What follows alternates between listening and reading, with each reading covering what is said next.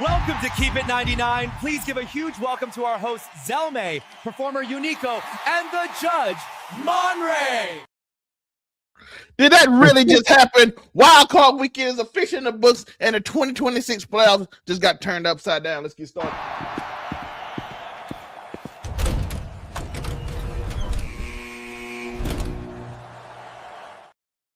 What's going on there, everyone? Welcome back to Keep It 99 Sports. I'm your host, Zelmae, and this is the legend himself. It's Monray, and today we are reacting to the chaotic slate of wildcard games. We had heartbreakers, we had blowouts, we had Eagles, Bears, Cowboys. Not even Cowboys. I don't know why I say Cowboys. Cowboys famous. Your boys. Sending a massive message to the rest of the league. Who survived? Who choked? Who looked like a real Super Bowl contender? Let's break it all down. Keeping it 99 as always. The closer you're going to get to 100, let's get into it. First off, Monray. You know the first game is.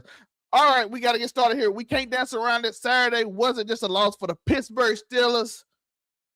It looked like an end of an era. It wasn't in a very matter of fact. CJ Stroud and Texas didn't just beat them. They exposed them. And now for the first time in a long time, the noise is deafening. Mike Tomlin, who hasn't had a losing season ever, is now not the coach and not a threat anymore. We got to keep an eye on that. Is it time for Pittsburgh to move on from this thing they've been doing where they just pick a coach that was on their team, a young defensive coach, and get an offensive coach? Or do they just keep doing the same thing? And where does Mike Tomlin go? Look, they already know it was time. I'm gonna assume mutually parted ways because it does not say Tomlin got fired or nothing. By the way, he's a team. If they sign him, they would have to pay the Steelers. Yes, because the Steelers did have the rights to him for, I want to say 2 years, but I know it's 1. So he would have to sit out a year to just be a free agent. Otherwise, somebody's going to trade for him. Look, talking about the Steelers, yeah, it was time. They been hit this same ceiling for a few years now where, Tomlin gets them to about 9 wins. This time was 10 wins. They make it to the playoffs some years and they lose. It's the same ceiling they had been hitting. And like I and a whole bunch of other people, analysts and everybody's been saying, hitting that same snooze button on your reset, because they've been constantly hitting the snooze button. The alarms have been going off. It's probably time to go ahead and stack a year, try to get a real quarterback, some of that nature, get a young prospect. They tried with Kenny Pickett one time, didn't go well. The time with Big Ben hurt his elbow. Shout out to First Things First, of course. Time that Big Ben, hurt his elbow, and they tried to, instead of, just sort of sacking that year away, draft another quarterback in there, they traded for Minka Fitzpatrick and, did some more stuff. So they've been hitting the snooze button on this for the longest. Finally, they're like, okay, we can't really do nothing else past this. Now they're in a bad situation because they don't really have a quarterback plan going forward. But yes, it is time. And as far as where Mike Tomlin will go, look, if I was a Las Vegas Raider, I would call up the Steelers and be like, what would it take for me to get Mike Tomlin over here? I think we had said like Harbaugh and a couple other coaches over there. Tomlin to the Las Vegas Raiders, I think fits perfectly. I really do. They had a horrendous defense last year. They had horrendous offensive line play, horrendous quarterback play, all of that. And right now, the main thing that the Raiders want is really just some kind of culture, some kind of winning culture. They want it. If they can get to 500, bro, they will be happy. And that's what they're hoping to get with Pete Carroll. It didn't go well. I think with the promise of a number 1 draft pick, and Fernando Mendoza, and a good head coach culture that knows about defense and knows about making a quarterback competent. Because look, you can look through the list. Kenny Pickett, the end of Big Ben years, Aaron Rodgers, Russell Wilson, Justin Fields. All these quarterbacks were not the best, but he was able to get them to be able to win some games. So if you just want somebody to come over there, build some kind of culture that'll help you become decently relevant, get your defense on point, and you could put a good offensive coordinator in there, I think you go with. I would call up and be like, hey, what would it take to get Tomlin over it? Because we're already seeing that John Harbaugh's requirements, if that's to be believed, there's a rumor, but if that's to be believed, his requirements are already a bit crazy. So, if Tomlin's on the board, hey, see what you can get for him. Like I said, Stefanski, maybe somebody else like that too, but Tomlin, I think, is probably the best head coaching candidate you can ask for right now. I would see what it take to get him over there. But as far as the Steelers, look, Steelers just hire a coach, pick some random person out the draft. If you suck, whatever, get a higher draft pick in 2028, whatever. But, that's what I think. Or a higher draft pick for 2027. But just, yeah, it was time. I feel it.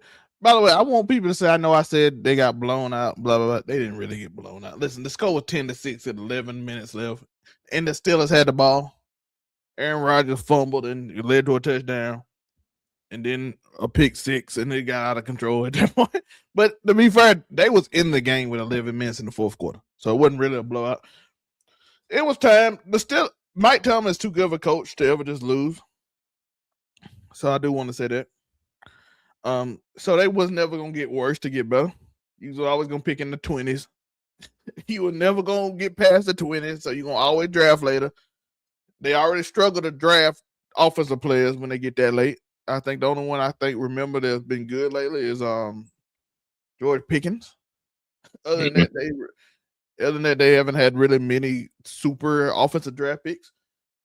But they hit on defense. Mike Tomlin hit on defense, but offense they seem to struggle. The place I probably want them to go, and be honest with you, probably Atlanta. Because I think they have two quarterbacks that he could deal with. And then they in a weak division. And then the defense is going to be amazing. He got a young defense end that he always does well with.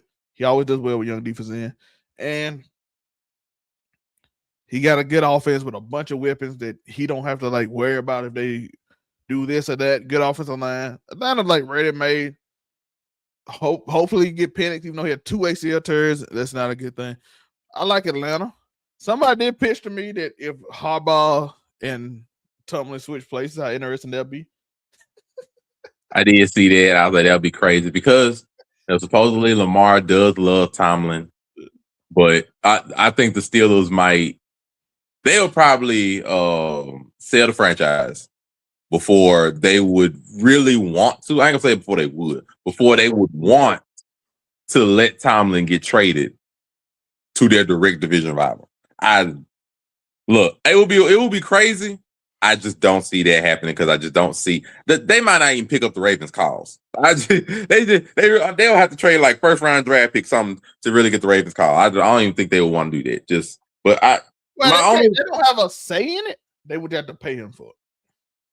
Yeah, I just don't. They just get paid for it, which would be interesting. I don't think the Steelers. I just don't see the Steelers really. He would come back to haunt them, and they know he would. It's plus you're giving him a generational quarterback. Nah, I'm just not buying that. I don't think they would want to do it. But my only drawback against Atlanta is that Tomlin would be going there to give them something that they don't need. Atlanta's problem wasn't defense. They had a good defense. I think, but they give him something they need. He need a bunch of offensive weapons. No, he need a quarterback. They don't have that. That's the problem. I'm sorry, I'm not sold. Pittsburgh ain't never had a lot of weapons for their quarterback. But that's the thing. We need him to have a quarterback. Pittsburgh ain't never had weapons. They had a quarterback either. They need a quarterback is what they need. And Atlanta does not have that definitively. Not saying that Michael Penix won't become nothing great, but Michael Penix, this is his first full year, really his second year in the league, first full year in the league. And he already has to come back from ACL. Huh? Kirk Cousins would be better than most quarterbacks he didn't coach. That's another version of Russell Wilson. That's just another maintain the status quo. I think Kirk Cousins better than Russell Wilson. No, not saying he's playing like him. That's just another stopgap. Cousins is not the answer. That's a stopgap quarterback at this point. And we know it. No, I do not want Tom to go somewhere and he has to deal with the same problem he got now. I got to either make these quarterbacks work that ain't no quarterback going forward, or I gotta find one. I know that's defeating the purpose of him going to the other team because it's the same thing. Like, I don't know. If you're gonna go somewhere that has a quarterback in place or a quarterback playing. One or the other. Atlanta don't have it. But how hard is but that's kind of hard to find at this point. No, it's not. No, not at all. One, he could sit out a year or two. That's one. Two, there are places with head coaching vacancies that have quarterbacks. We talked about the Ravens, even though I think that's unrealistic. The Raiders is right there. They are right there. And it's not like Tomlin's going to run. I'm sorry, that division hell. No, but see, that's the problem. Tomlin has been in arguably the top, I'm going to say top four, because there's 8 divisions. The top 4 most competitive division in the entirety of the NFL. Like the AFC North is one of the most competitive divisions, and they've been that way. There's never really been a point where they haven't been relevant. And then combined, has he ever coached in a division with 3 other Hall of Fame coaches? No, I don't believe so. It will be 3 Hall of Fame coaches. The other problem that comes with it, one, Andy Reid. I don't know how many more years Andy Reid got to coach. I don't expect it to be that doggone long. Mike Tomlin got that many. That's one. Two. That's one. 2. Sean Payton. Shout out to him. He gonna be good. And 3. Jim Harbaugh.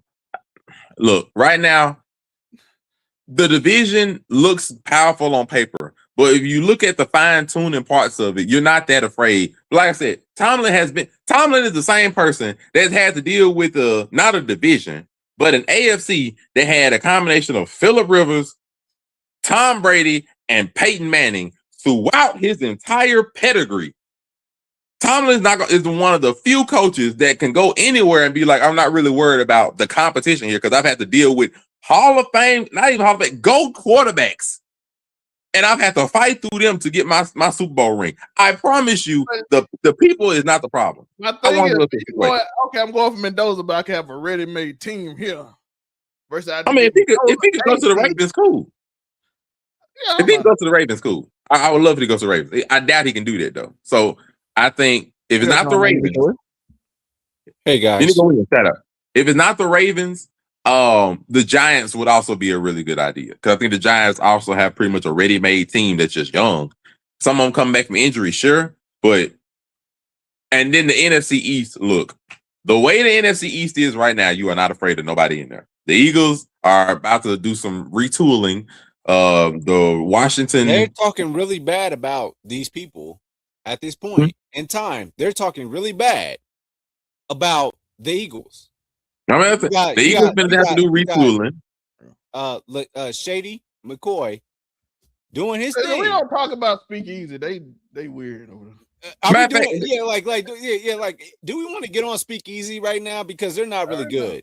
I don't really care about them, but right now we're gonna talk about it. I'm gonna give it to Uniqo right now after my last point. Bringing up the Giants because I really forgot about them for a little bit. He will be that the Giants probably will be in the other equivalent pick.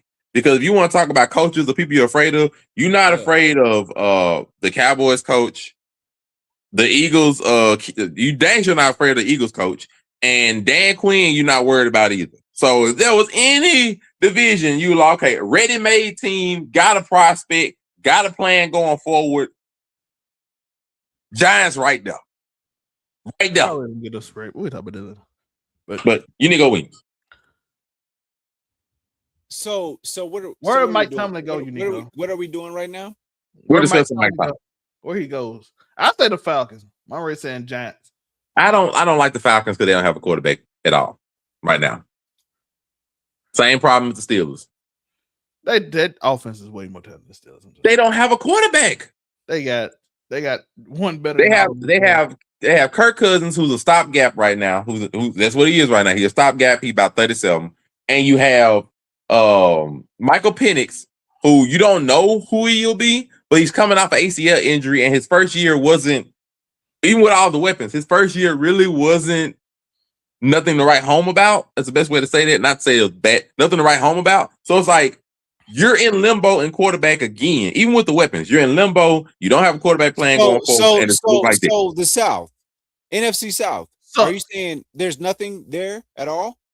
No, I said I don't want him to go to a place that has the same problem as the team he just stepped down from. That's what I'm asking you, bro. So what are we doing with the NFC South? Are you saying that they're nothing or what? They're garbage. Because you're saying that they're garbage. Know that garbage conference right now. That's crazy, bro. The conference was won with a team that was 8-9. Yes, you can easily win that. But Are you saying? So you're saying that the Buccaneers, they're bad, right? Is that what you're saying? Right now, yeah. Right now, they bad. The Panthers are bad, right? Yep. Right now, yeah. What the hell is wrong with you, man? Did the Buccaneers and Panthers both finish at 8-9? They're not bad teams, man. They can play. Did they finish at 8-9? Yes. Okay, but because they beat up on each other. No, they have. They're not beating 1, 2, up 3, 4, on each 5, other? 6, 7. They have They're not beating 11 up on other each other? games. No. Yeah, 11 other games where you play other teams. 11, because Okay, they only yes, play 6 games yes. in your own conference. You play 6 games in your own conference. You have 11 games against other people. Out of those 11 games, they had a losing record.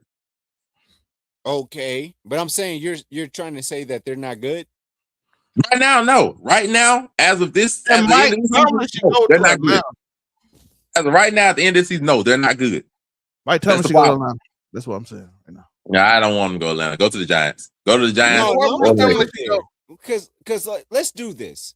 So the Atlanta Falcons, they're bad. Yep. Okay. Got a good team. It just I don't know. No, hold on. Don't do this. Don't Try do to get this, Mike Tomlin Zelmae, there. because that's what you like to do. Don't do this. The Atlanta Falcons. So the Panthers are bad. Yeah. We said Okay. Uniqo. Because I can agree. Because these niggas suck. Where should Mike Tomlin These go niggas though? suck. I'm saying These niggas suck, man.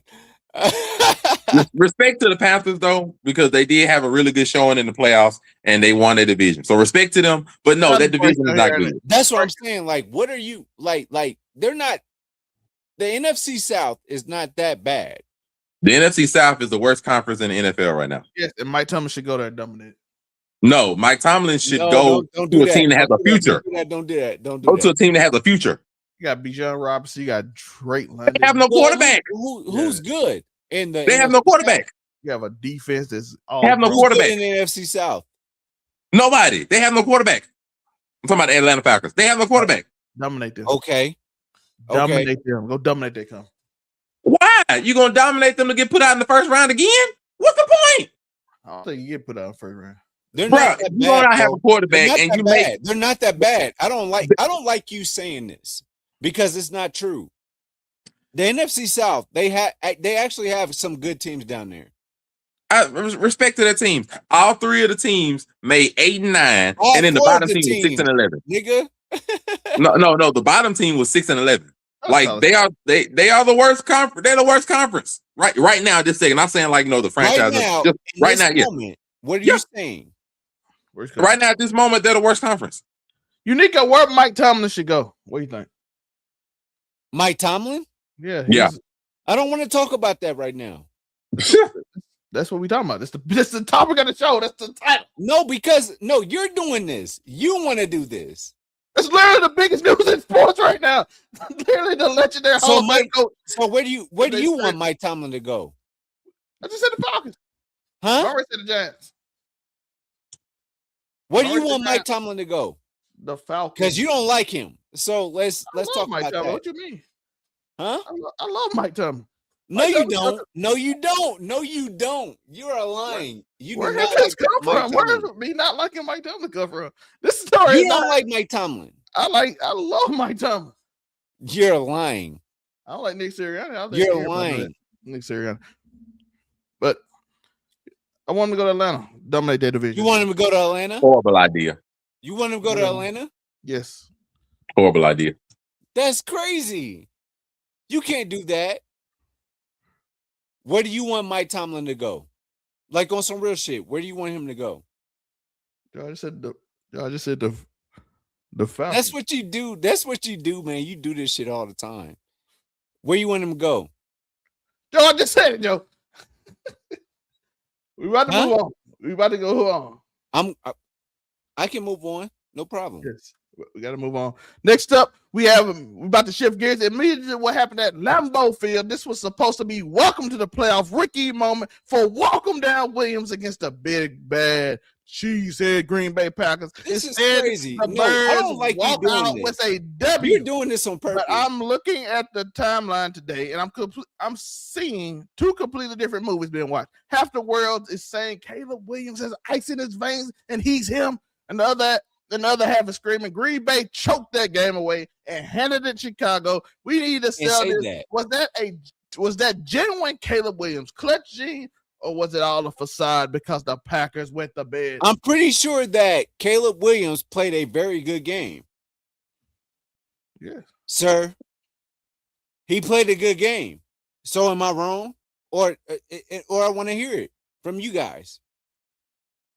He didn't play a bad game. Are you kidding me? Who said he played bad? We said they Packers went to bed. So let's talk about it. He did not play a bad game. Caleb Williams played a good game. Yeah, nobody said he didn't. Are you saying that he played a bad game? No one said that. I'm asking you guys. No. Hello. Nobody said that. Hello, did he play a bad game? And I told you that he was not going to play a bad game. Point blank, period. Did he play a bad game?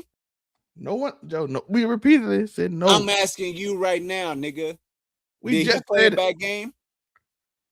No, he did not. Okay, that's what I'm saying. Monray, did he play a bad game? No, he played all right. All right, that's what I'm saying. That's what I'm saying. So what you want to do? Y'all gonna lie? Y'all gonna lie on Caleb? Are you going to lie on Caleb right now? Ain't nobody, Joe. Ain't nobody saying none of this. I'm talking to you. So did he play a bad game? No, you, Monray. The Packers went to bed. or it's so entertaining, seeing it from the opposite perspective, where I'm just watching and I'm not the host. It's amazing to watch this and get the experience that y'all get. It's hilarious. Anyway, if you want my honest opinion, yeah, the Packers choked. They choked the heck out of the game. It's not a lie. Now, with respect to Zell, they did get lucky. Get some lucky plays to go their way in the beginning of the game, with some miscues, some mistakes from the Bears, starting out rough. But there's no way you can sit here and be like, the Packers had an 18-point lead at halftime and then come out and only score 6 points and say that they play. No, they choked. They choked the game. You gave up an 18-point lead. It just did. No, you gave up a 15-point lead at the fourth quarter. There's no way you're gonna really look at that and be like, they choked. Like, now, did the Bears capitalize on their mistakes? Yes. Were the Bears able to walk them down the field with field goal, then touchdown? Sure. But the sad fact about it is that they choked. Now, if you want to put it on their kicker, you can do that, because any of those kicks go in that McManus missed, and people were warning them that, hey, McManus should have been let go or swapped out in the season when he was struggling a little bit. But no, they stuck with him. And I'm just saying, I think it was 2 missed field goals, a missed extra point. Any of that go in, and the last drive of the game is far different, because they had to drive the length of the field to get a touchdown. If they only had to drive down to get a field goal, whole different metric. But unfortunately, that combined with the offense just being unable to find any way to get down the field and score over the course of the third quarter and a good chunk of the fourth, it just doesn't look good. Definitely with some questions looked at Matt LaFleur a little bit. Jordan Love played a great game, but they came up short. The defense pretty much wet the bed in the second half. And it's just, they choked. Now, I said the Bears and Caleb showed that he does have a clutch gene. They've been able to make a lot of comebacks over the course of this season, definitely in the fourth quarter. But this was the fourth biggest comeback in playoff history. I think the fourth biggest, especially in the fourth quarter, something like that. What was it? 25 point lead? 20, 15, 25? I don't see what this game was. Hold up. I'd say it was 18 around the area, something like that. But either way, this was a huge comeback. And It it's was just 21-3. It was 18-point lead. It was 18. 18 points. I'm just like, bro, It's 25 points in the fourth quarter. So, yeah, they choked. And just, you want to put a lot of it on their kicker. You want to put on their offense, put on their defense, whichever way they choked the game. Yes. And it's unfortunate. And shout out to the Bears for capitalizing on that, being able to maintain their composure after a really rough first half. Caleb being able to, keep his mindset steady, walk him down. Williams, we give it to you, shout out to him because he walked them down. But yeah, Green Bay let that one go, and that one's gonna sting now that we come to another 1 and out because they went 1 and out last year, and after the aspirations this year, trading for Micah and to still be at an 18-point lead at halftime with all the injuries, and let this one go to your hated rival. This is the Bears' division to lose. So going forward into next year now because of it. Listen, Jordan Love played a great game, 323 yards, 4 touchdowns. Romeo Dobbs showed up. Golden got his first touchdown, played an amazing game. Reed got involved. You got a second year and a first year receiver that we'll see if they can take off in Golden and what's his name? The one that Matthew Golden with Romeo Dobbs. No, Christian Watson. Christian Watson, yeah. So they're the two young people. So we'll see how they do. But one of them, if they evolve into a number one receiver, Jordan Love got a bright future. But I would say they choked, but the Bears kind of choked in the first. That 32 on the 32 game, they basically gave him a touchdown. They spotted him a touchdown right there. So they I think they muffed a punt return that basically led them deep down the field, the fumble, the 2 interceptions, a bunch of false starts. They gave him a lot of opportunity to get the big lead. And in the fourth quarter, Caleb Williams with the shimmy pump fake, 24 bit on it. Yeah, that pump fake to DJ Moore was disgusting, boy. That move was nasty. I gotta give him props. That was nasty. I know what old boy was thinking because they only had to get 3 yards to get the first down. So you didn't want to get in the first down. So I'm gonna bite on it.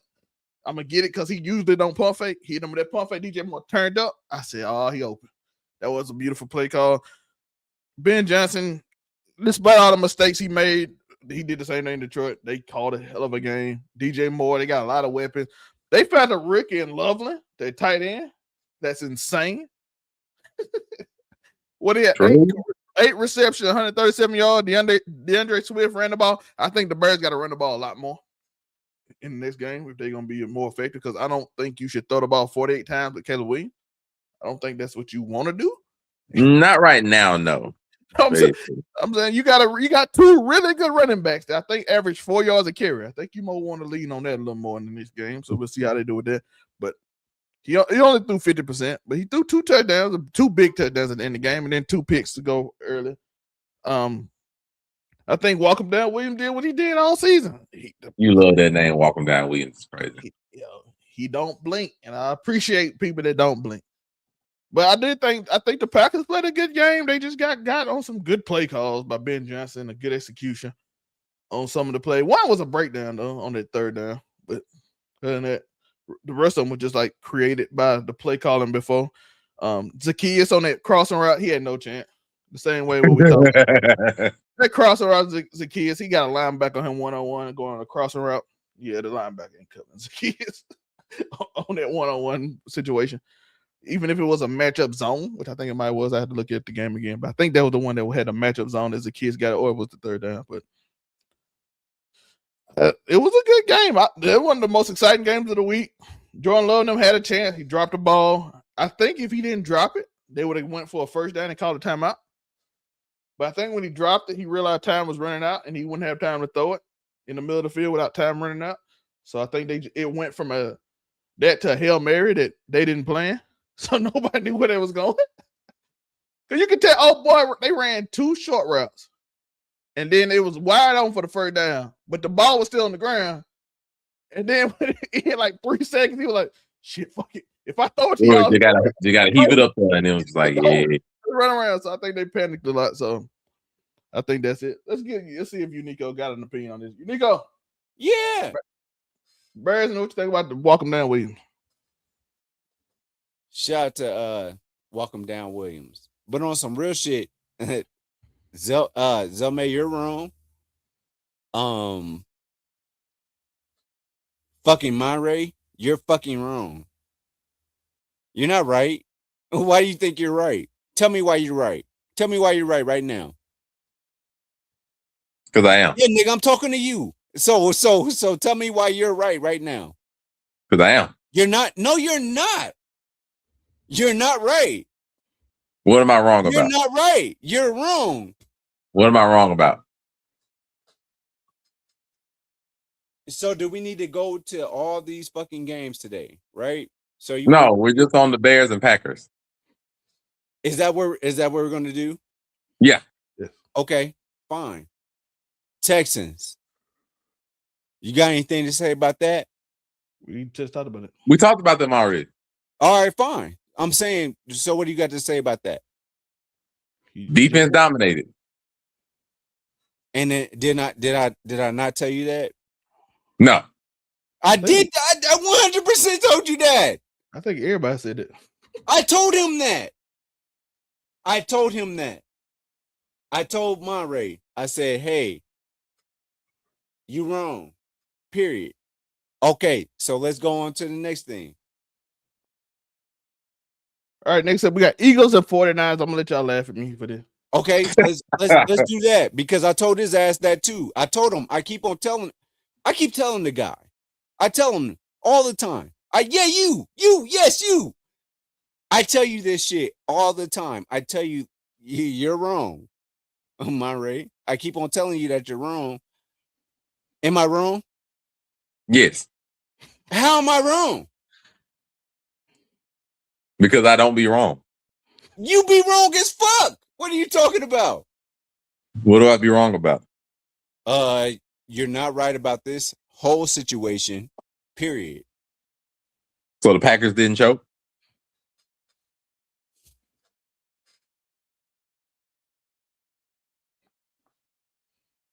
No. But listen, let me tell you. I'm talking about this. You said that the Texans suck. When did I say that? Right. Yes, you did. You did say that. Yes, you did, bro. You said that they fucking suck, bro. When did I say that? Last weekend. Why would I say they suck? I don't know. That's on you. But I didn't say they suck. Yes, you did. Yes, you fucking did, dude. Yes, you did. Thank you, Uniqo Williams. But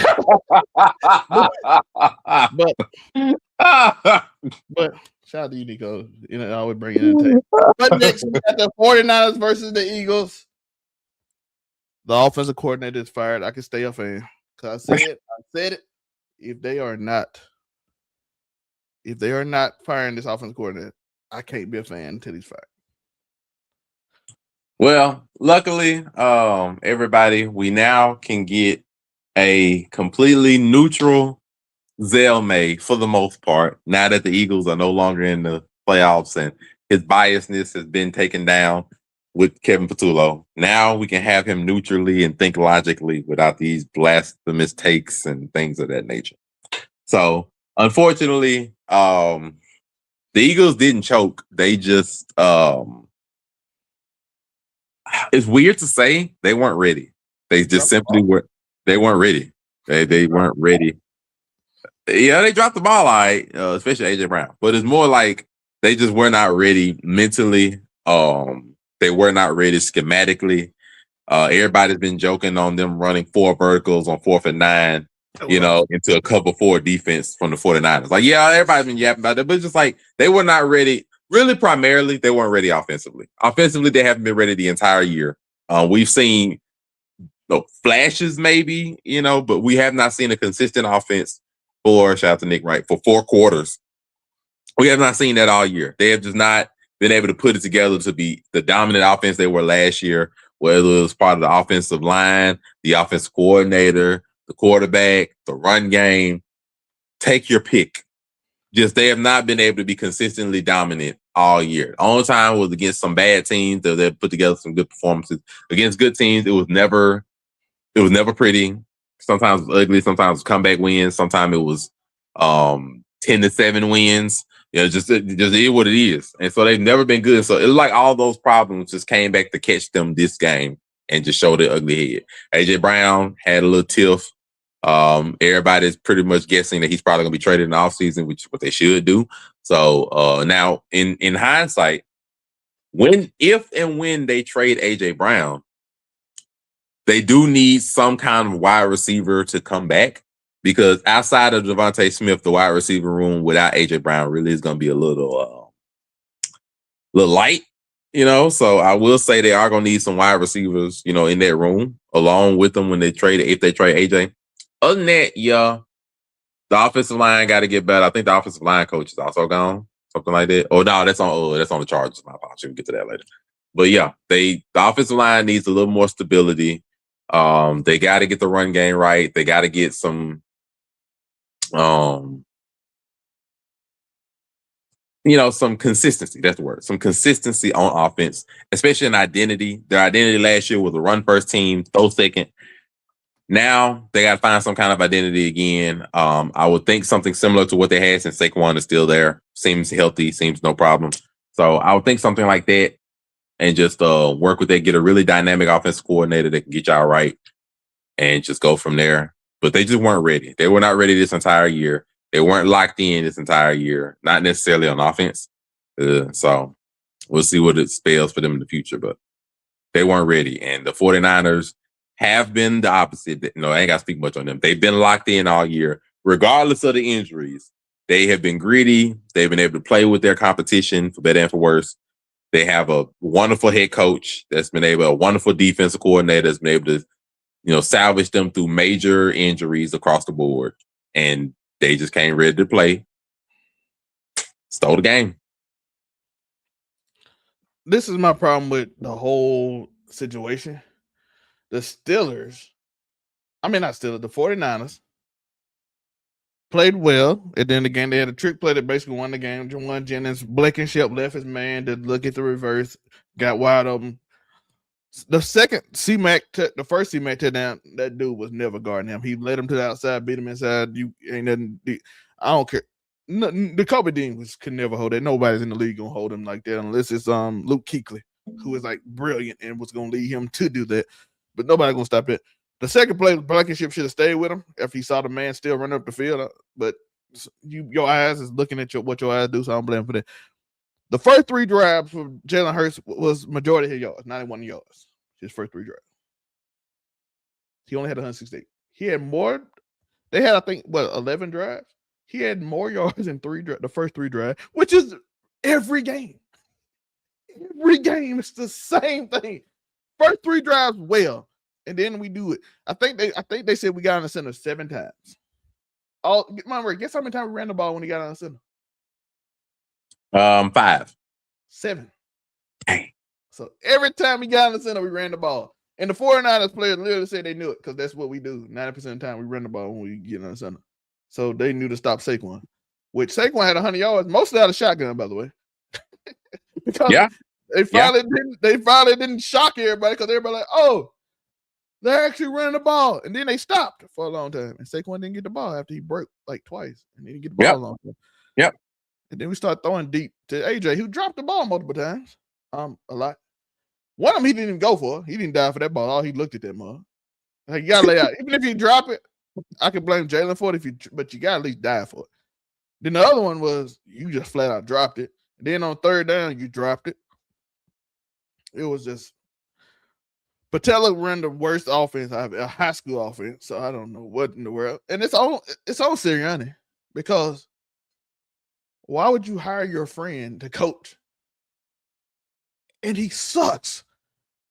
When we went to the Super Bowl 2 years ago, we literally fired the offense coordinator in the middle of the season because it didn't work. It's a simple game. But shout out to Brock Purdy, played very good. Brock Purdy had a good game. He ran the ball well. Christian McCaffrey didn't get a lot in the running game, but got a lot in the passing game, which will set up some interesting games later. But that fourth down, I saw some people complain about the play call. Some of the slants was wide open. Jalen missed it to Dotson, but he usually don't throw it. I don't know why they like ingrained in him to throw it to certain routes, but I don't know if it's him or them. Which comes up to Speakeasy Shady McCoy, who I believe is just speaking because they just speak for highlight topics so they can go viral on the internet. I'm just gonna be there. I can't watch Speakeasy. I can watch Acho go over play. I cannot watch that show. They just say things to go viral. I promise you ain't talked to nobody in that offense to say he can't run play. You ain't talked to nobody to do it. He has had 10 offensive coordinators in like the last 10 years of his life, from Alabama to Oklahoma to the Eagles. He had 3 of the last 3 years. If Wacom here, this is the first time we heard that complaint from all the offensive coordinators. Kellen Moore didn't have this problem last year with him. So why in the world he had the problem this year? Why are they talking about it? If he didn't have that problem last year, when he threw for 300 yards in the Super Bowl, or the year before, he had another offensive coordinator. Monray, how many yards he threw for that in that Super Bowl? He threw for more than that one. What, the first Super Bowl? Yeah, didn't he throw for 330? It was 3 something. Let me see. Yeah. So he had 330 in the first Super Bowl. He had almost 300 in this last year's Super Bowl. But all of a sudden, he don't know how to play quarterback all of a sudden when we got Patella as quarterback. But somehow, Shady McCoy just knows some secrets of some dark people in there who he can't throw the ball because that's the reason the offense didn't work.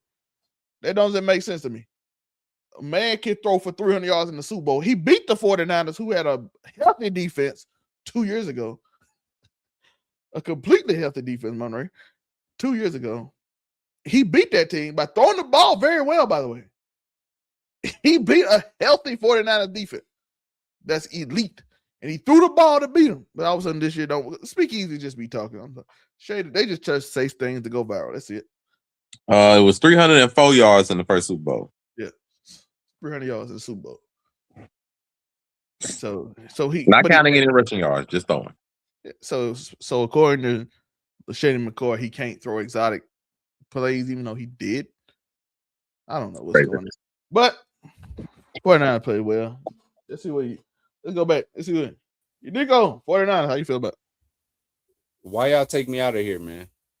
Okay, you keep repeating the same thing. Everybody's watching right now. What I'm saying is, like, why are you taking me out of here, bro?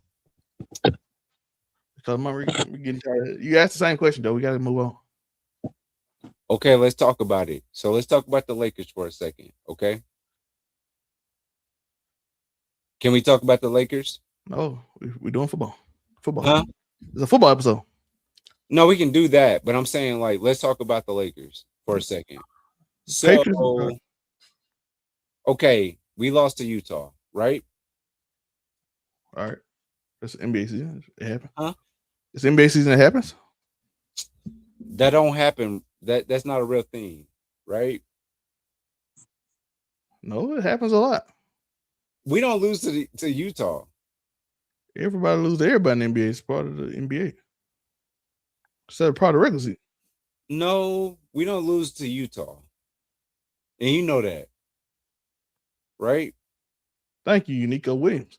But he always gives us entertaining talks and stuff like that. You know what I'm saying? He giving us our Lakers, Utah talk. Good job getting NBA and NBA correspondent, Uniqo Williams. But next up, we got Patriots and Chargers. More, how you feel about the game? So if you go back to last week, we had a playoff version of the Fraud Watch. And on there, we had a good number of teams. And I remember saying, even in chats between me and Zell and the crew, that I didn't really have anybody. I didn't really think anybody was a fraud in the playoffs when they were playing. Everybody played, had great games or great moments or fought. They were all competitive.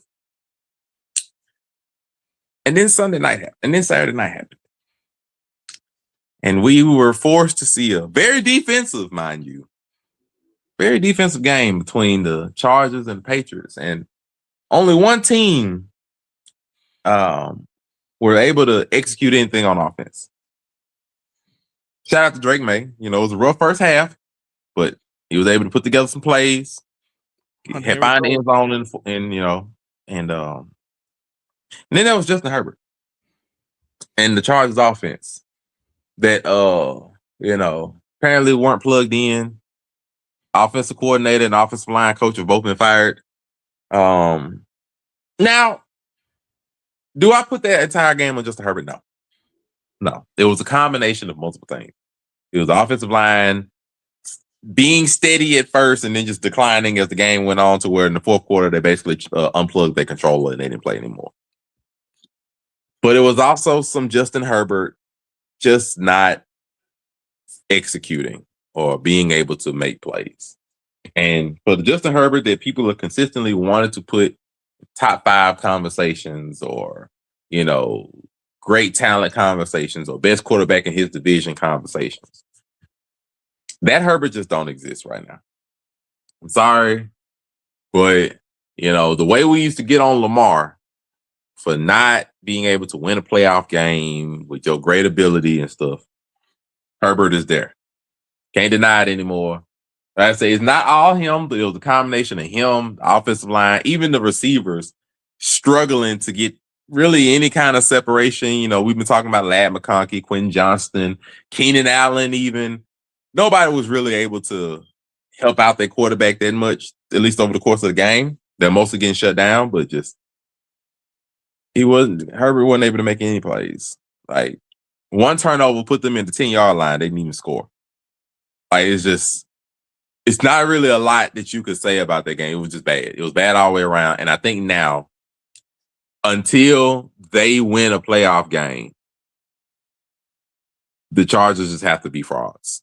And, we'll come out after the postseason with the top 5 frauds of the NFL season.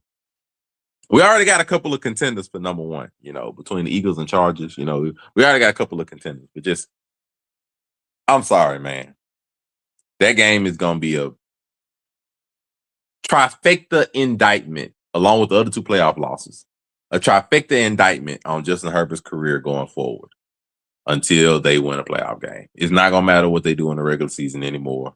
Nobody's going to care if they win 10-plus games. Nobody's going to care if they're number 1 through 7 seed. Now, nobody's going to even care if Justin Herbert wins MVP next year. Let's just get that out the way. He can win MVP, they wouldn't care. Why? Because it only matters in the playoffs. And now he may be the only quarterback in. No, I don't think Geno Smith has won a playoff game, but he might be, one of the only quarterbacks in our, top 10 conversations, top 10 quarterbacks that may not have a playoff win. Just saying. It's rough, but that's how it's going to be going forward. And I hate it for the Chargers because they're a talented team. Trevor Lawrence came back on him, right? Huh? Was it Trevor Lawrence that came back on him, or he came back on Trevor? Yeah. Lawrence? Biggest playoff comeback in history, I believe. I think 25 points. Yeah, that's 25 point when I remember. So if biggest playoff comeback in history, that's on him. So if you put 27 points. Caleb Williams got a playoff win if you want to put him up there. Drake May now has a playoff win if you want to put him up there. Dak Prescott got one. Dak Prescott got one too. Dak Prescott Baker Mayfield got one. Jaden Daniels got 2.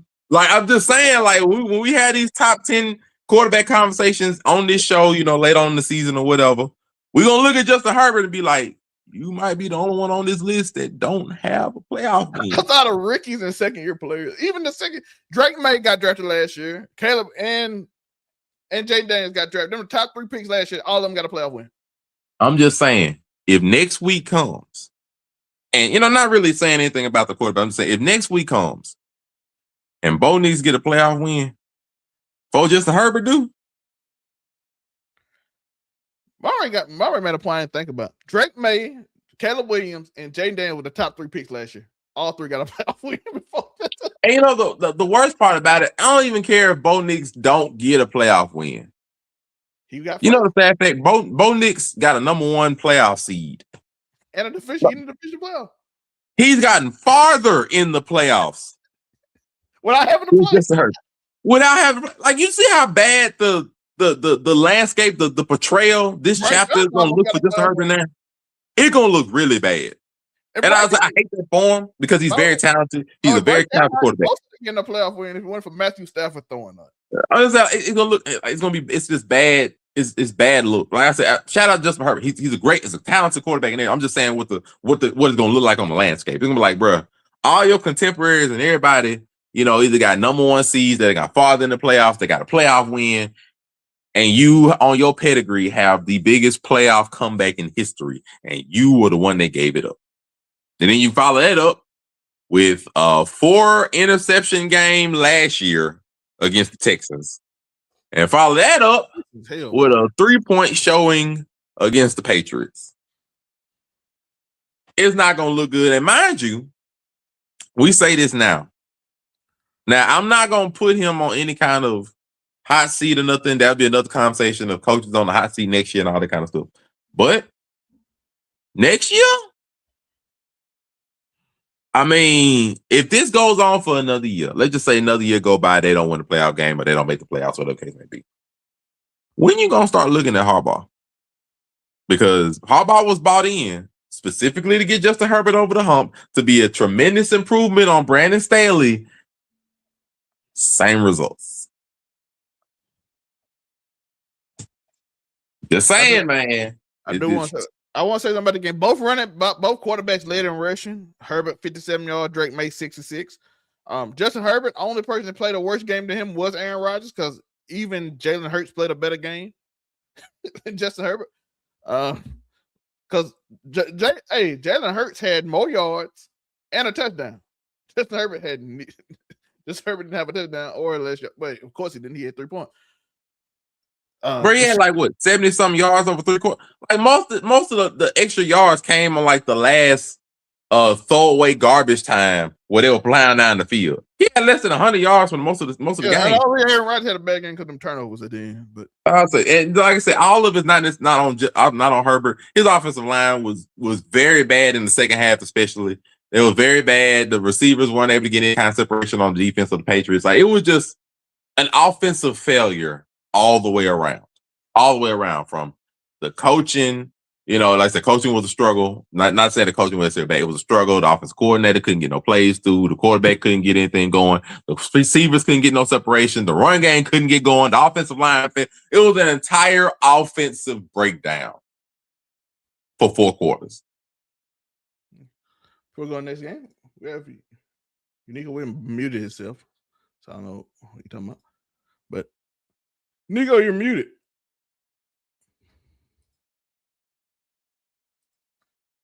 I don't think he knows he's muted. He is muted. Shout out to our silent correspondent, Uniqo Williams. Not the silent correspondent. You're the silent correspondent right now?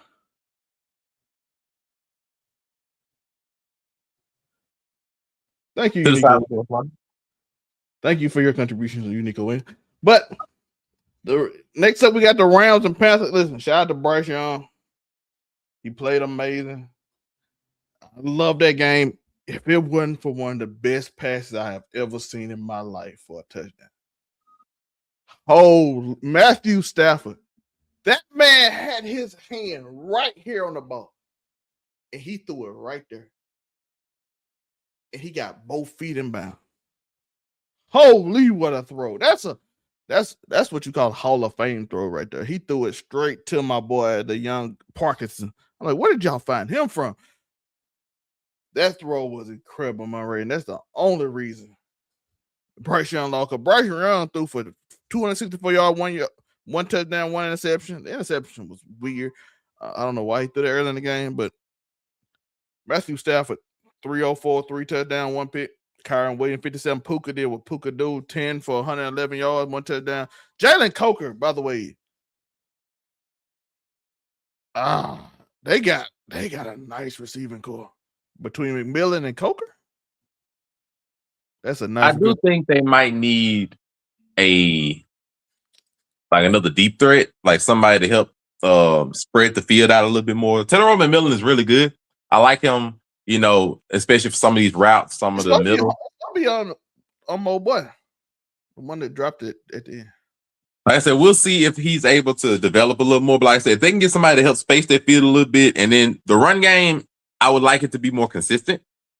But other than that, I like what they got so far. Like, it's a good thing. If Bryce can, make a leap, it's going to be a fourth year leap, because I'm assuming they're probably going to take his.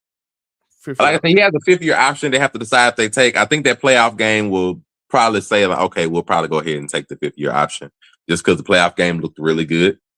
So I'm not mad at that. I think he played his way into having another year starting at least. Good second half of the season. Yeah. I think he played his way to having another year starting. Probably make a little bit more money. And we'll see what happens next year if the team can get a little bit more consistency. Because now their division is definitely going to be up for grabs since I don't know the state of the Buccaneers anymore. The Buccaneers have had really like a 2-3 year window to dominate their division, get in the playoffs. Ain't been able to do nothing with it. Ty Bowles going to be on the hot seat next year. I'm telling you it now. It is what it is. But shout out to them. They played well. And I ain't really got to say much about the game. Like the game ended up being a shootout when everybody thought it was going to be a blowout. This makes me, the Rams offense is there. I think they're going to be good. I think next week against the Bears, I think it's an outright shootout because the Rams secondary has shown that they're suspect. Like whether it's injuries or what, their secondary is suspect, which means the Bears who, like playing in the second half a little bit more than the first half, but the Bears who also like making deep throws down the field, with Caleb Williams and the cannon of arm. And fourth downs and trick plays with Ben Johnson's. And then you got Sean McVay, who's been there, done that, one of the best coaches in the league. And then you got Matthew Stafford, who's playing on an MVP level.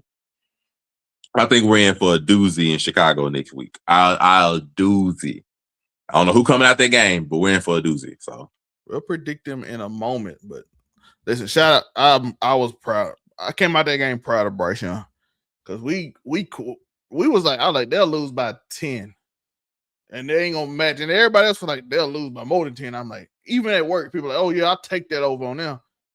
And they made Matthew Stafford have to throw a game-winning touchdown that put show why you're a Hall of Famer. He did it.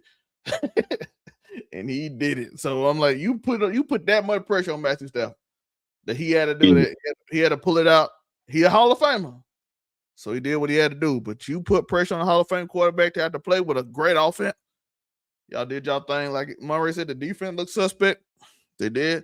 But at the same time, I appreciate what they did with that. Because I thought at one point I thought the game was gonna get ugly. I think it was 14-0. Yeah. And then all of a sudden, I was like, he started. They just started.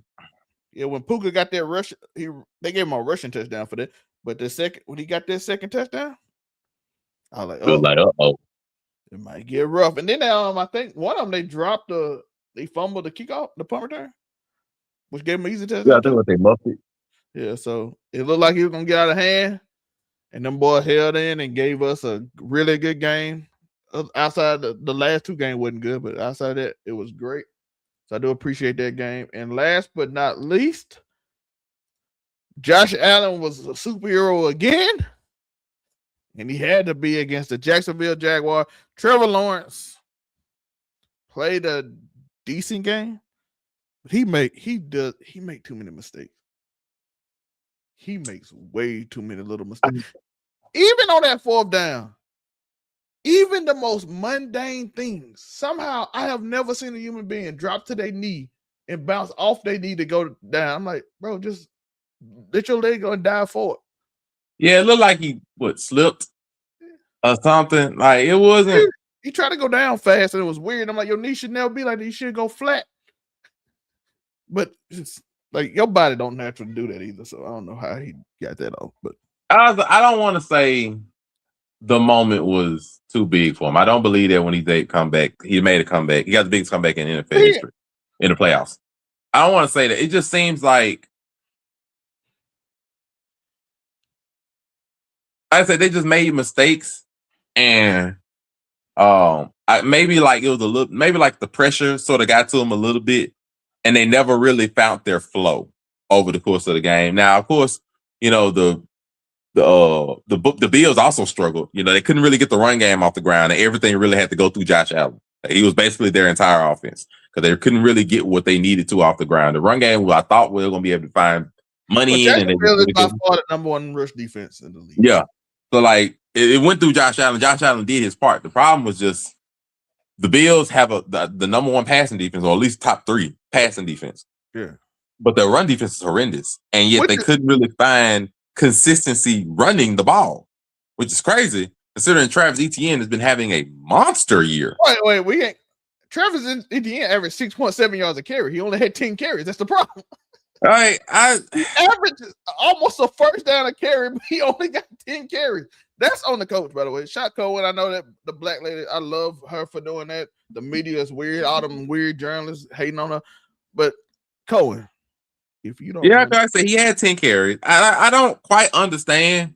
Why did it just seemed like they really didn't find any kind of consistency. They stopped running the ball for whatever reason. I didn't really notice that they only had 10 carries, which is crazy. But they stopped running the ball. And then they stopped running the ball. You know, you see Trevor Lawrence having a mixed bag of the game. You know, he had a pick early. Wasn't making every throw. So it's like, okay, it's a little back and forth. You know the Bills have amazing pass defense. Why not run the ball when you're getting 6 yards, 7 yards a carry? I don't know. And it also would took the pressure off of Trevor to not have to throw the ball as much on seemed like a really gritty game. It's a bit weird, but like I said, at the end of the game, side of the field, again, I don't know. That was a theme this week. Everybody wanted to go up for fourth down, and nobody got it. Damn it. And to be fair, it really happened in the fourth quarter. The fourth quarter, okay, fine. Y'all start to go back and forth in touchdowns. Okay. Because actually, we have to give props to, I'm going to give props to Trevor Lawrence and the offense. They were able to find the end zone in clutch moments during the fourth. Yeah. They had go-ahead touchdowns twice. No, they scored with Parker Washington. They scored with Travis Etienne. So they were able to do it, but the defense couldn't hold up. Josh Allen was able to pull some greatness out of him, the offense, and of course the head coach. They were able, and Sean McDermott, shout out to them being able to keep their composure. They were able to go tip for tat. So when they got their touchdown, it just seemed like they forced it. They ripped it a little too quick. Ball went off of the man's hands and went to be picked off. I'm gonna tell you a stat. They ran 20 times. They ran 22 times. They had 154 yards rushing. Monray, the starter, Etienne had 6.7 yards a carry. The backup, Tootin, had 4 carries for 51 yards. That's 13 yards a carry. Trevor Lawrence had 5 yards a carry. So that means when they ran the ball, on average, they almost got them their first down every time they ran the ball. I don't understand what's with teams not being concerned. Why do you not run the ball? I don't understand when it works. Like if it don't work, like for the Bills, it didn't work. Fine, we understood that. If it works, why do you stop running the ball? I really boggles my mind. I have to ask this question. We saw it during this. It's half of the reason Harbaugh's out. It's half the reason Harbaugh's out of a job right now because they didn't consistently run the ball when you had Derrick Henry in the backfield, and you stop running the ball when it's working. They did against the Steelers, by the way. They stopped running the ball. And but that's half the reason why Harbaugh's out of job, because they stopped running the ball when it was needed, when it was working. And then Liam Cohen is getting 6.7 yards to carry from your starter. Backups are getting money, and you stop running it. When your quarterback is not having the best game, I don't know. Like I said, it's his first year as a head coach. Like I said, not his first year being in the playoffs, because I said he was with the Buccaneers. But first year as a head coach, I don't quite understand what him and offense coordinator were thinking of with that one. But hopefully they'll use this experience. Re-sign Travis Etienne because he had a great year this year. They need a premier run game to be able to support Trevor Lawrence. And hopefully Trevor Lawrence can keep on making some steps going forward. Like I said, he had a really good year, but especially the second half of the year, they were flowing.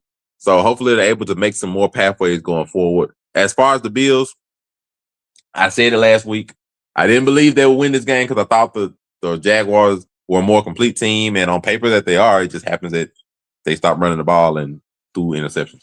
But I'll say this is the year now. There's no more excuses because going forward, all 3 of the remaining teams in the playoffs for the AFC are teams that the Bills can beat. They've already beaten the Patriots. They're tied 1-1 with them. The Broncos, if I remember correctly, they played last year and the Bills beat them down. And the Bills also, last year, like I said, is it the same Broncos team? No, not necessarily. But did the Broncos have a great defense last year? Yeah. They had a great defense last year. Was Bo Nix playing well? Yeah. Bo Nix was playing well last year too. they beat the skin off of the Broncos last year. So they can beat the Broncos. I'm not saying that it's a new year and stuff, but they can beat the Broncos. Can they beat the Patriots? Yes. And the Texans, they didn't beat the Texans, but they were literally on the 30-yard line with around, I can't remember the exact stats of the game, but I think it was like less than a minute to go, about a minute to go in the game, not really any timeouts. And Josh Allen was right there. And he'd be getting roughhoused the entire time by the Texans defense. And they were literally a few yards away from being able to win that game. So all three of those teams are beatable. So this year, no excuse. You either get to the Super Bowl. He gonna get his ass beat because every team here gonna hit his ass. I know that. Well, I mean, no. To shout out to the Bills offensive line. They have a good offensive line. All right, let's just put them too.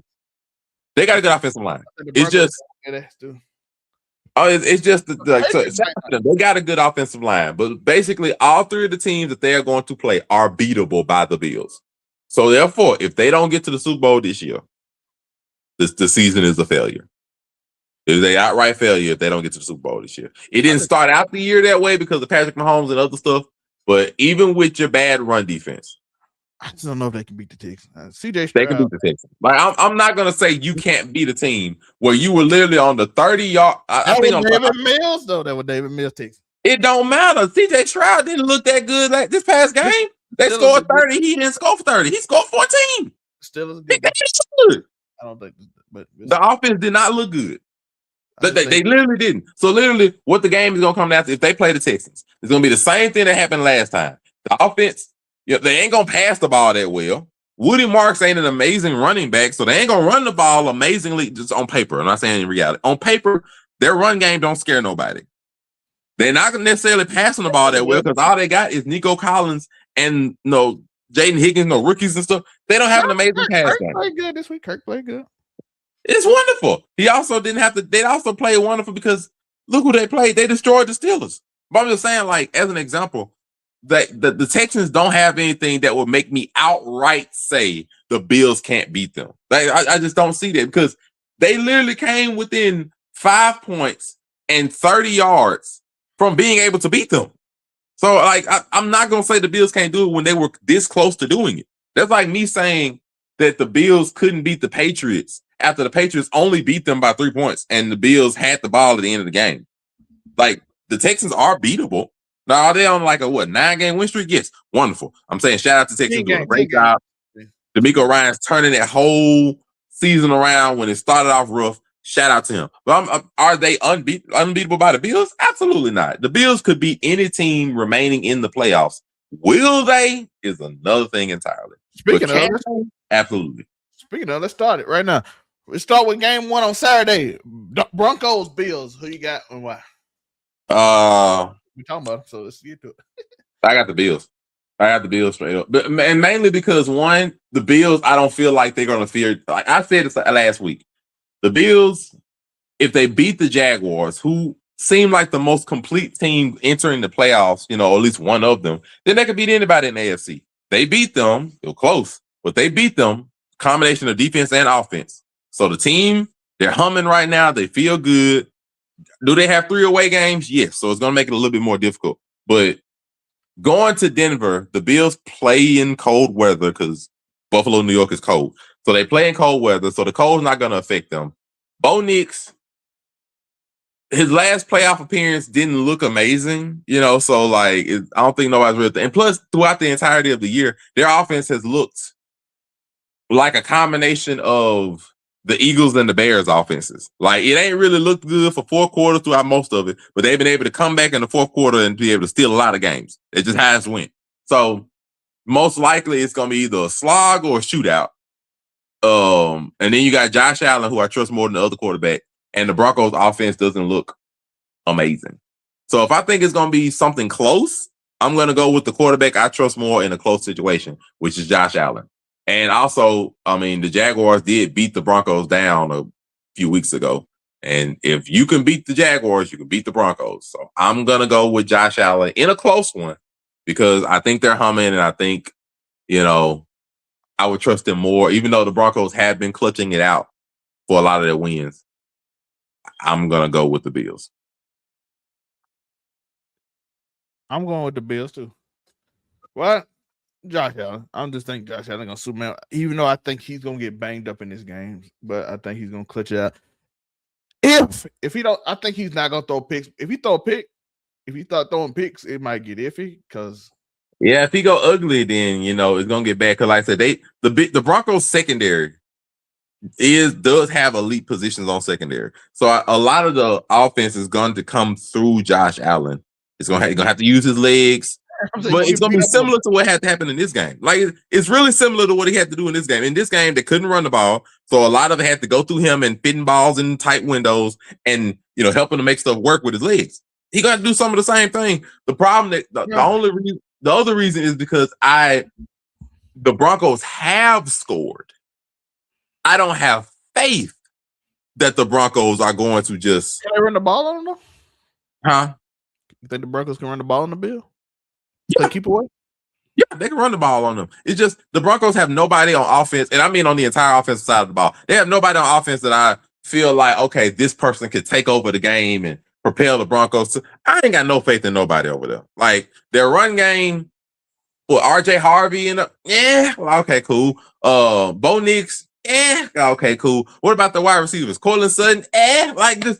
I have no faith in nobody on offense, and I don't know the effects of having a week off is going to benefit them or harm them. I don't know if they're going to come in rusty or if they're going to come in hot and ready like a hot pocket to try to bake on the team. I don't know that. So I got a team. They good. They fresh. They're gonna have 6 days of rest like normal. And I'm gonna go with the quarterback I trust more because in playoffs, that's typically what you have to do. I think it's gonna be close. Because the Broncos are not going to be able to, I don't think the Broncos are going to be able to throw on them like that because the Bills' pass defense is great. So they're going to have to run the ball and they're going to have to come through Josh Allen. I think the game might get a little grimy.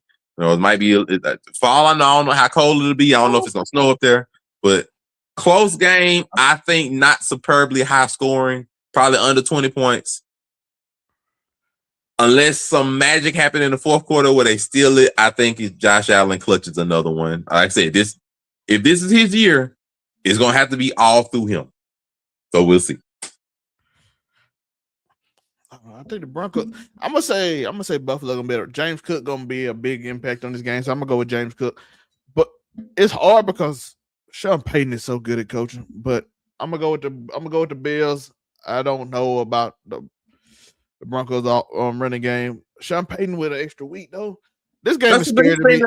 This thing that I'm gonna give it though. This thing that I give it to though also like the other reason why I'm going with the Bills because it's not unfamiliar to them. They played the Broncos last year, and like has the Broncos changed a lot overall since last year? No, they haven't really changed a lot. Like so, have they been doing better? Yeah, they've done better this year because a lot of the coin flip games, like we said with the Chiefs, the previous year, when a lot of coin flip games go your way. A lot of coin flip games have went the way of the Broncos for them to get this number one seed. And I'm happy for them. I'm proud for them for that. But they're just the playoffs, like I said, different monster. The Bills are not unfamiliar with them. So there are things that they found works against them.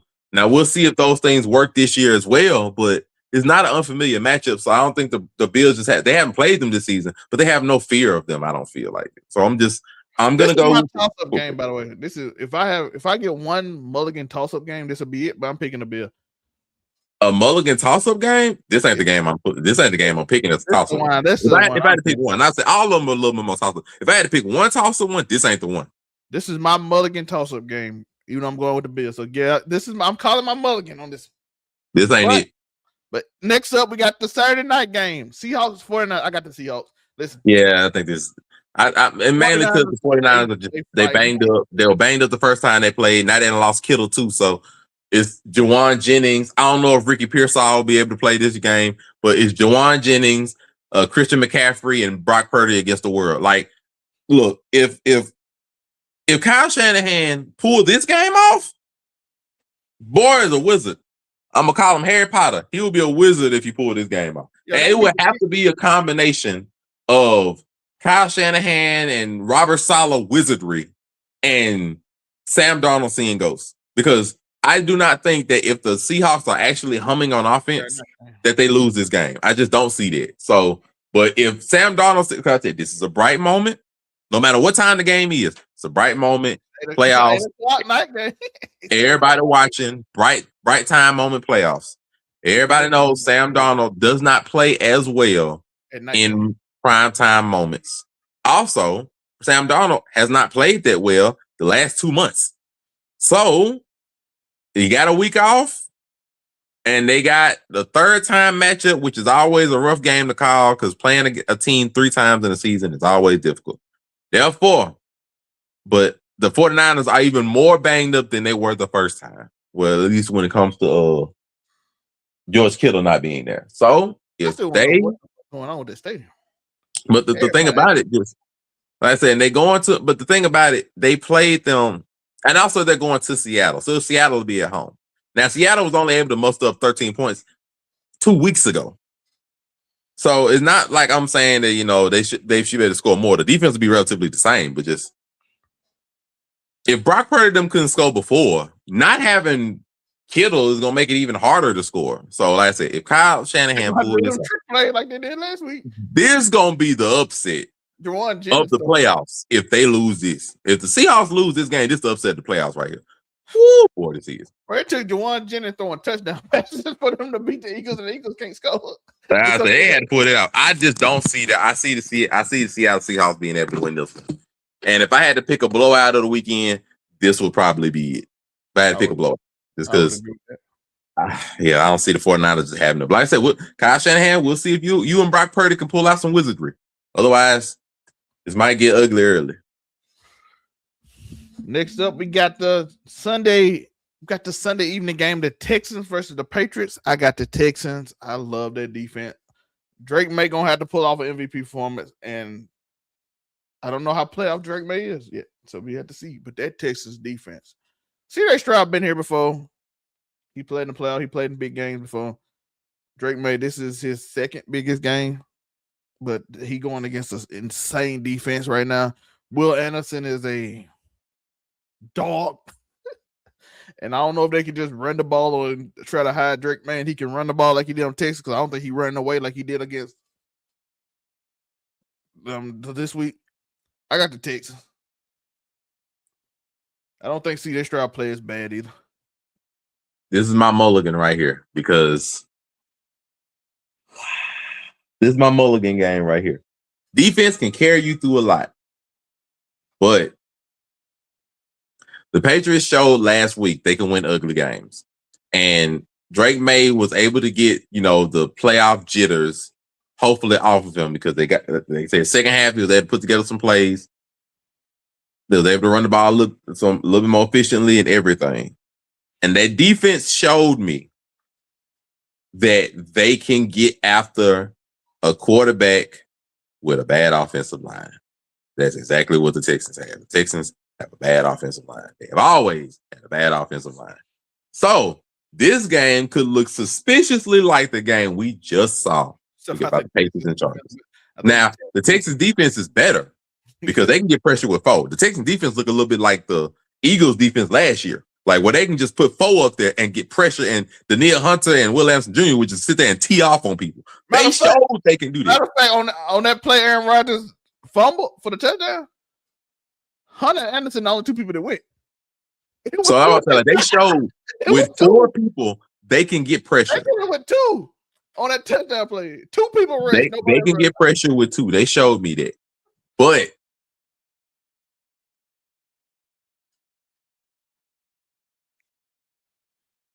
I'm going to pick the Patriots, and it's going to seem a bit weird. It's mainly because the deficiencies that the Steelers had, the Patriots don't necessarily have. Like, their offensive line is fine. One, they have a more secure running attack. I guess I'll say a more secure running attack. But really, it's because Drake May can move. He can move. Like, they can move around. He can actually run the ball. He's not more immobile like Aaron Rodgers is. He can actually escape out the pocket a little bit, stuff of that nature. Is their wide receivers amazing? No. They're not. Wide receivers are not amazing like that, but it's more of just because Drake May show, one, I can handle a rough defense in an ugly game, and we can adjust at halftime. They showed that. Two, the Texans have a bad offensive line. They also have one good wide receiver and a little bit of struggle. So they can get to the quarterback and make that ugly as well. Because like we talked about with the Steelers game, we have to make sure to remember this. The Steelers game was 10-6 in the fourth quarter before, the offensive line, everybody just finally gave out. That game was 10-6.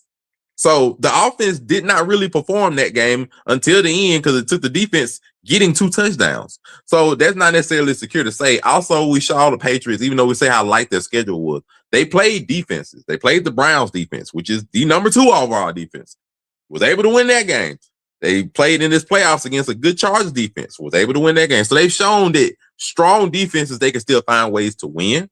And because I do not trust the offense of the Texans, and just at times, offenses can come back to bite you. Now, we've also seen that defense can literally carry you to the championship. They worked for the Legion of Boom. It worked for Peyton Manning's second ring with the Broncos defense, and even worked with the Bears. Like, we've seen that. I'm not saying that they can't win. But because the Patriots have shown that they can win against tough defenses in ugly games, and the Patriots are at home, and they just won. So right now, they're also a little bit primed and ready. I'm going to go with the Patriots. I don't know if it's going to be upset because I don't know the point spread of that game yet. I think the Patriots sneak away with a win. I think it's going to be an ugly defensive battle, just like this one was, just like Texans last game. But if the Texans have the same deficiencies, I'm going to go with the Patriots. I think the Patriots are going to squeak away. It might just be same kind of close game they just went through. It might be 16-10. I'm going to go with the Patriots. I'm going to go with the Patriots because I just do not trust the Texans offense. I just don't. I think C.J. Stroud is a good quarterback. I don't trust the offense. Like, you have one main wide receiver and, some other rookies and other people. Your run game is not dynamic. Woody Marks is solid, but it's not dynamic. I'm gonna go with the Patriots. It's crazy. The Texans might pull it out with just straight defense, but I'm gonna go with the Patriots right now because I think we might be setting up for the three-peat of Bills Patriots for the chance to go to the Super Bowl. MVP versus MVP. I can see the writing on the wall already. Push this mug all week. This is my mulligan, just in case. But I'm gonna go with the Patriots. Yeah, I'm going with who I thought. I'm going with the Texans because our defense win championships, elite level defense. I don't think C.J. Stroud in the second half they like, hey, calm down, bro. You tripping right now. I even told Monray, listen, if they lose the game, we gonna have a conversation about C.J. Stroud the way he played in that first half. I'm like, bro, don't quit throwing these picks. This is weird. Why you throw that ball when you almost got sacked? Like he panics when he almost gets sacked. But the second half, he calmed down, so I'm thinking he might be shell shocked. He done had a bad offensive line all year. Like he might be shell shocked. He turned sideways and threw it like this. He might be shell shocked. Eccles got a pick. Eccles was getting burnt all night. How you thought? The man that had a bad offensive line for 2 years, bro. I'm sorry. You might be shell shocked. Where's playoffs? We ain't got time for that. Just like AJ Brown catch the ball. We don't care about you. Was upset. Well, too bad he didn't. Yeah. And the final game of the week, the Chicago Bears versus Los Angeles Rams. Walk him down, Williams. I'm calling him out. He got this game. I think it's over with. I think this is where the buck stops. I ain't gonna hold you. I think we're setting up for 2 3-peats. I think we're setting up for a good old Rams Seahawks run back round 3 for the NFC title. I think we're setting up for round 3. Why? Because the Bears defense has shown you can score on them. They've shown that pretty much all season. Their defense is suspect as all get out. You can score on the Bears defense. We have Matt Stafford playing on an MVP level with a dynamic offense. Everybody's there.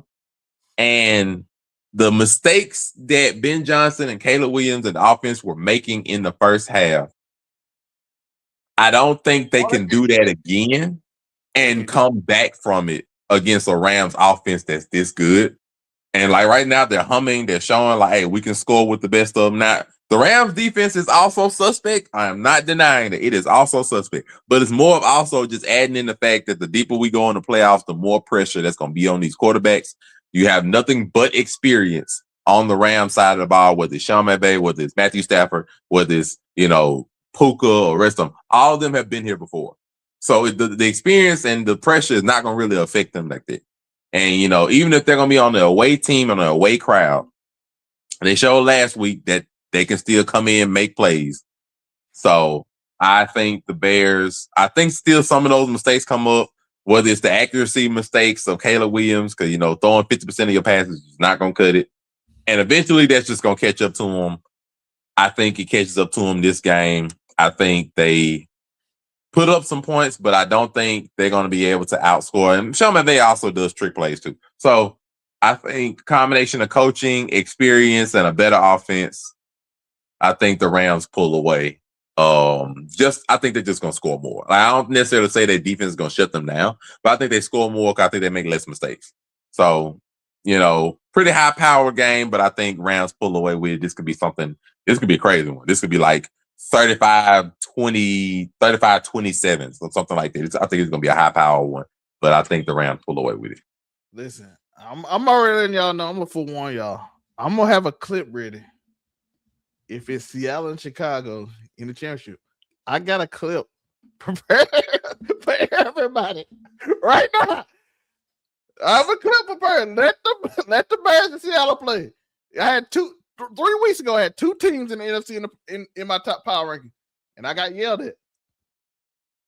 If they the last 2, I got a clip ready. Just know. Now, Monray also got a clip ready because it's the 49ers and the Rams. So somebody might, or it might just be a mix. Who knows? I think we're setting up a 2-3 piece. But let this be said before he even pull out any clip, because I feel like it's something I said. It's probably something along the lines of when I said Seattle versus the Bears wouldn't make the NFC Championship or some crap like that. I feel like it's something like that I said because I feel like that's familiar to me. But with what I said when it regards to that end when I fussed them out, I was not wrong. At that time in the power rankings, having the Bears on there was a lie. Whether they make it through the playoffs or not, because as we come to find out and we come to understand, just because you are the better team on paper does not mean you always win your game in football. The better team always wins more likely than not in basketball because you play 7 games. In the NFL, the best team ain't always the team that wins. So therefore, just because the Bears make it, don't mean when I fussed you out for the Bears being on power rankings when they didn't deserve to be, does not mean I was wrong. Otherwise, we shall see. This is going to be another fun weekend. We'll see what happens. Yeah, I'm looking forward to that. All right, final game, Indiana. We got one more game on Monday night. Indiana. Oh, the championship. Indiana versus Miami. We got a Monday night game. Can't forget the Monday night game. Indiana versus Miami. Who you got? It's Indiana. What are we talking about? I think that, look. Shout out to Carson Beck. They've done amazing work. I have nothing against them. They've done amazing work. They have shocked the world to get here. But I think the buck stops here. Yeah, I'm sorry. But I think this is the year where Curt Cignetti, if he hasn't already, this is the year where Curt Cignetti is like, all right, it's time for me to secure myself as the best coach in college football. I think we can go ahead and start this now. Most people or some people already have him there now, like the current best coach in college football. It probably be between him and Kirby. Him and Kirby Smart, yeah. But I mean, if he goes on to make IU win a national title, 1 year, in 1 year, bro, there's gonna be no debating that. There's gonna be no debate. By the way, before last year, they were the losingest franchise in college football. And in 1 year, you're gonna turn them from the losingest franchise to a national champion, bro. There's gonna be no denying it. Like I said, you already can make the argument that he's the best college coach now.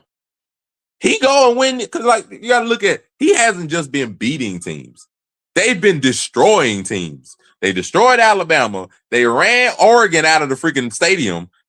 And now we come to a 10 seed in Miami. Shout out, they got a good franchise. They've done great work. Look.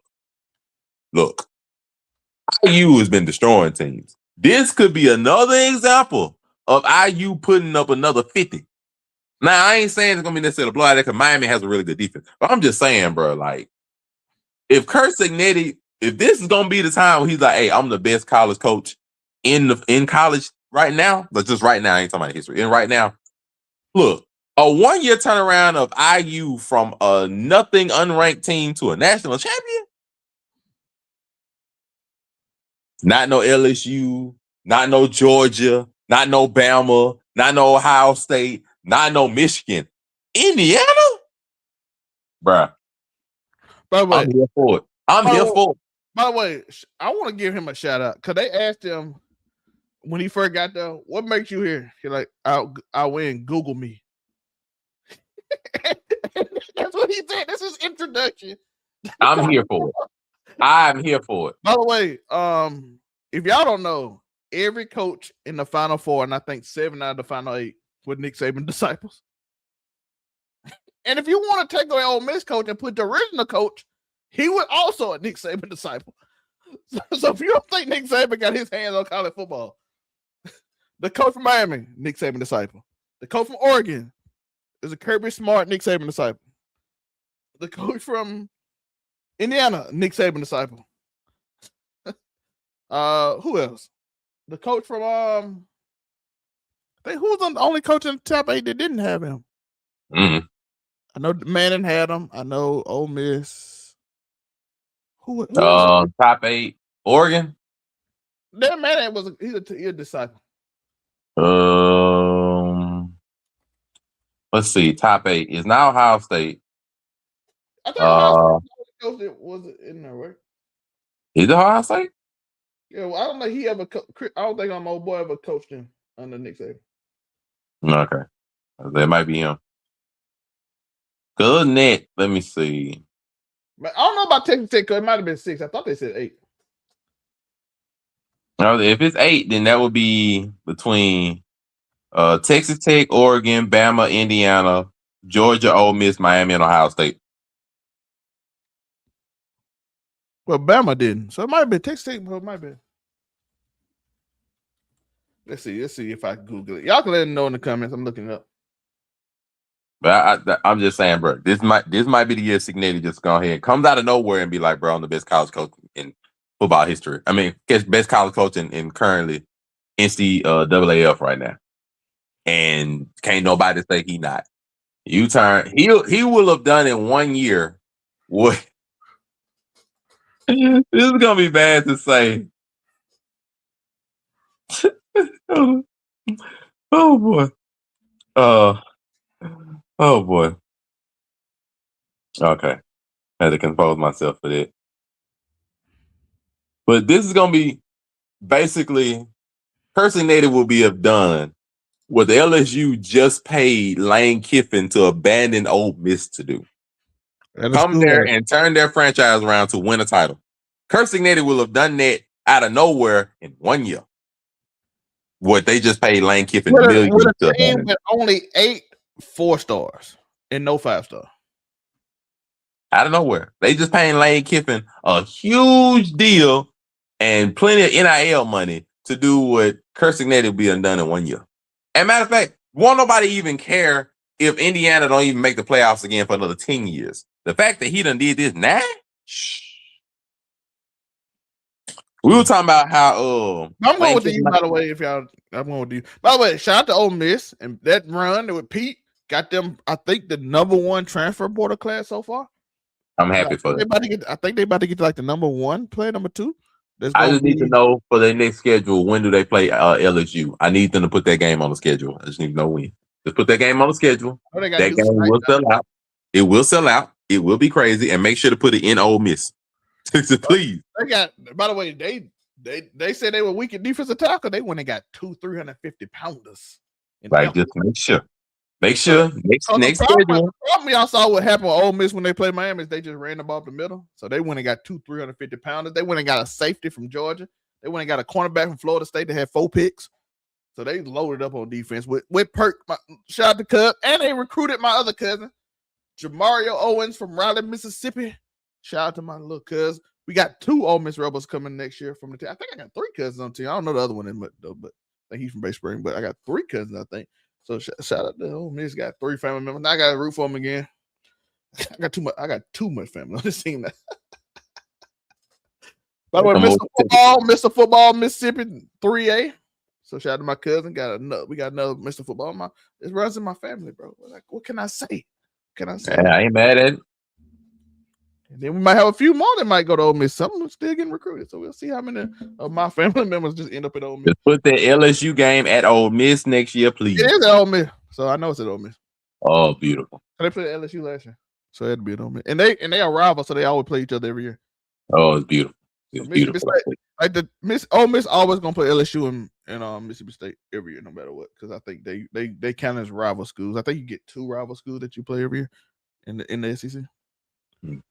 So I'm looking forward to that. But like I got Miami. I think Miami just athletic. I just think they're gonna wear them down after a while because they gonna be having a fight. Because the one thing I worry about Indiana is they haven't seen yet. Is when Ohio State in the second half ran the ball, it was effective against Indiana. They didn't run in the first half, but it was effective. Miami don't do nothing but run the ball. They're the only team, I think, in the playoffs that just run the ball. So I think that's the big reason. But I do want to give Mendoza credit because I have never seen in 2 playoff games in my life. I never thought I'd see this. He got more touchdowns than incompletion. I will also say this. This might be something else to say. If Fernando Mendoza goes on to win this national championship, the Las Vegas Raiders might pick up the phone and make that trade for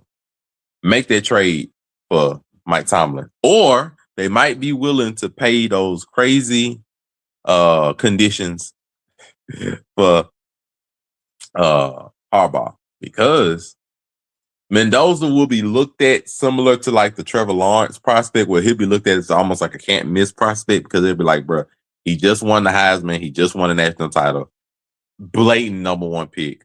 This is the time where we turn our franchise around.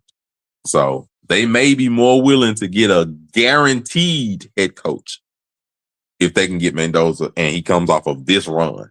Because this run is going to be amazing. Now, we've seen number 1 picks go bad, but I'm just saying this run will be amazing. So, boy, this is going to be a weekend. It's going to be a weekend where some dreams are dashed, some disappointments are had, and maybe a fraud or 2 is exposed. We shall see. We shall see. We have another great weekend. Last weekend was amazing outside of the. It started out amazing, it ended tough. I don't think the Steelers and Texans game were bad to the fourth quarter. No, I didn't get bad to the end. To the end, it was another defensive battle, and then just the Steelers. Patriots and Chargers wasn't really bad until that Hunter Henry touchdown. Well, no, like I said, it was just a defensive battle. And I don't mind defensive battles. I'm cool with defensive battles. It's just the Steelers basically went belly up. Like they fought until the fourth quarter, and it was okay. Our offense just can't get nothing. Yeah, when he got that fumble, they scored again. It was basically they were they went belly up. So that's all it is. They're not scoring that many points. And then, like I said, the only game that was over from the beginning was Indiana, Oregon. That game was over from. Earthing Daddy is here. Matter of fact, I'm gonna say this: that game was over the first play of the game when he threw a pick 6. The game was over as soon as he threw the pick 6. That was the only horrible game of the week. The first play of the game, where he threw a pick 6. First play of the game. We didn't even get ready. We didn't even warmed up yet. He's putting the entire NCAA on notice. Like, hey, we here. Yo, throwing a pick 6 your first play of the game was crazy. Very crazy. And then fumbling at your the drive after is crazy, dude. You basically spotted them the game and say, it's over with. We lost.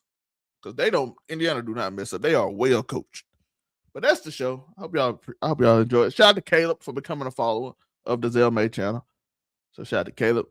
Anybody on Over on that 9 channel? We had a guy call us Welfare's Finest. Sir, I make way too much money for welfare. They wouldn't even let me in the door. So I make way too much money for that. But I'm gonna tell y'all that I'm on NDA. I can't even tell y'all who I work for. That's how much listen. I'm good. You need to throw some of that money to your boy. We trying to get everybody to Austin next year. They all said they'll go if I get it. So that's the goal. So I said everybody got to step up. We're gonna try to make great content for y'all this year. Hopefully we get into a studio by the end of the year. That's the goal. So we gotta grind and do our thing. I got a lot of cool stuff for myself personally coming up. One this month. I think it's supposed to be this month. I think They ain't really told me what month, but I assumed it was this month because the time frame they gave me. But we got a cool thing coming in. Then I got something in March, hopefully, but I don't know about it yet, so I'm not gonna tell anybody. But if not, I have another cool thing that might be coming up in March. So we'll see. A lot of cool things for me personally, but hopefully we're gonna try to lead everything into everything. Follow us at the overall99media.org, where you can click Monray and go find his channels. So you don't have to tell you no more. So we can just that. Or you can just click his picture. Just click his picture. Or you click mine or the link underneath all of them and the overall99media.org. It'll take you to all the channels, the sports channel, every channel. I don't know how long we're gonna be on this channel. Well, we'll see how things work out. I got to make some decisions on a bunch of things and how we're going to do things. Might just make that channels for certain shows or something. Hopefully, when everybody not busy, we can just, the end of the year, I'm telling you, we try to hope so we can move content around. And y'all can see Monray on the anime channel giving hot takes again. Free. Let them argue with him again because I think they miss him. Yeah, I'm sure they do. I'm sure they miss his anime takes. But I appreciate y'all. We are out. Monray, any last thing before we go? Buy the merch. Buy the merch. Link there too. All the link overall9media.org. I made it easy for you. You ain't got to go look at a bunch of pages. Click the overall9media.org. That's all you got to do. Click the picture of the person you want to see. Casual conversation. Do you hear me? All that with Uniqo Williams. I appreciate y'all. Peace. Welcome to Keep It 99. Please give a huge welcome to our host, Zelmae, performer Uniqo, and the judge, Monray.